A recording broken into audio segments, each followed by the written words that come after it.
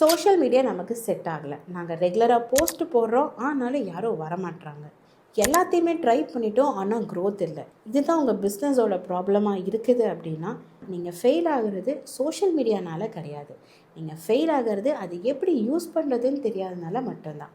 இந்த வீடியோவில் ஏன் ஸ்மால் பிஸ்னஸ் ஓனர் சோஷியல் மீடியாவில் ஃபெயில் ஆகுறாங்க அண்ட் அது எப்படி குயிக்காக ஃபிக்ஸ் பண்ணுறது அப்படிங்கிறத பற்றி பார்க்கலாம். First, the real problem.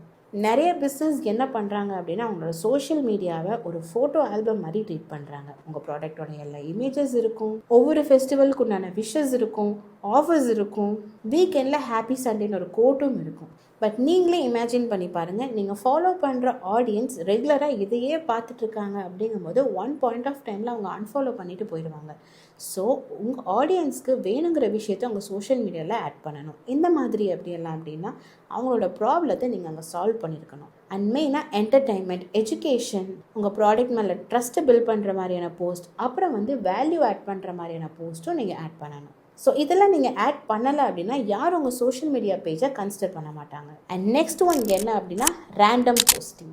Small business owners கிட்ட உங்களோட கண்டென்ட் பிளான் என்ன அப்படின்னு கேட்டால் அவங்க என்ன சொல்லுவாங்க அப்படின்னா, அப்பப்போ ஞாபகம் வரதை நாங்கள் போஸ்ட் போடுவோம் அப்படின்னு சொல்லுவாங்க. ஸோ இது எதை தெளிவாக சொல்லுது அப்படின்னா, அவங்களுக்குன்னு ஒரு டார்கெட் ஆடியன்ஸ் கிடையாது, அவங்க நீஷோட கிளாரிட்டியும் இல்லை, ஒரு கோல் இல்லாமல் போஸ்ட் போடுறது அண்ட் அதையும் கன்சிஸ்டண்ட்டாக ஃபாலோ பண்ணாமல் போடுறது. சோஷியல் மீடியாவை ஒரு ஜிம் மாதிரி கன்சிடர் பண்ணிக்கோங்க. 20 டேஸ்க்கு ஒரு தடவை நம்ம ஜிம் போனோம் அப்படின்னா நமக்கு வேணுங்கிற ஃபிட்னஸை கொண்டு வர முடியுமானா கொண்டு வர முடியாது. அதே மாதிரி தான் சோஷியல் மீடியாவில் கன்சிஸ்டண்ட்டாக வேல்யூ ஆட் பண்ணுற மாதிரியான போஸ்ட்டை ரெகுலராக போட்டுட்டு வரணும். ஸோ அப்பப்போ ஞாபகம் வரத்தை போடாமல் உங்கள் பிஸ்னஸோட பிராண்ட் அவேர்னஸை கொடுங்க. உங்கள் சேல்ஸை பற்றின ஒரு என்கேஜ்மெண்ட் க்ரியேட் பண்ணுங்கள். ஸோ இதெல்லாம் பண்ணும்போது உங்கள் மேலே ஆட்டோமேட்டிக்காக ஒரு ட்ரஸ்ட் பில்ட் ஆகும். அண்ட் நெக்ஸ்ட் ஒன் என்ன அப்படின்னா too much selling. Too much selling அப்படின்னா buy now, DM to order, limited offer, இந்த மாதிரியான போஸ்ட்டை ரெகுலராக போடுறது தான்.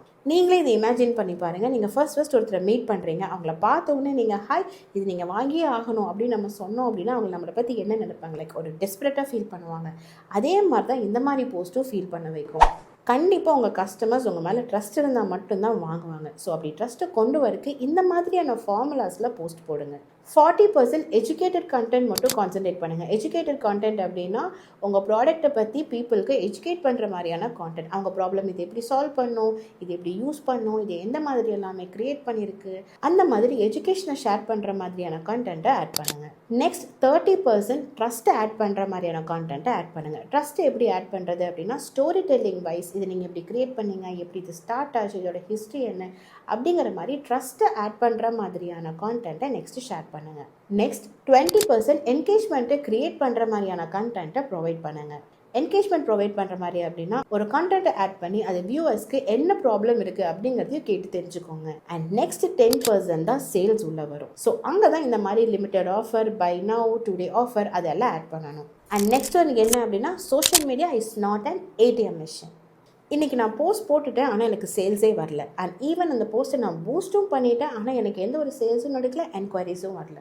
இந்த மாதிரிலாம் நீங்கள் யோசனை பண்ணுறீங்க அப்படின்னா கண்டிப்பாக அது ஒரு தப்பான விஷயம். சோஷியல் மீடியாங்கிறது ஒன் டே மிராக்கிள் கிடையவே கிடையாது. சோஷியல் மீடியா அப்படிங்கிறது லாங் டேர்மாக உங்கள் பிராண்ட் மேலே ஒரு ட்ரஸ்ட்டை பில்ட் பண்ணுற மிஷன் தான்.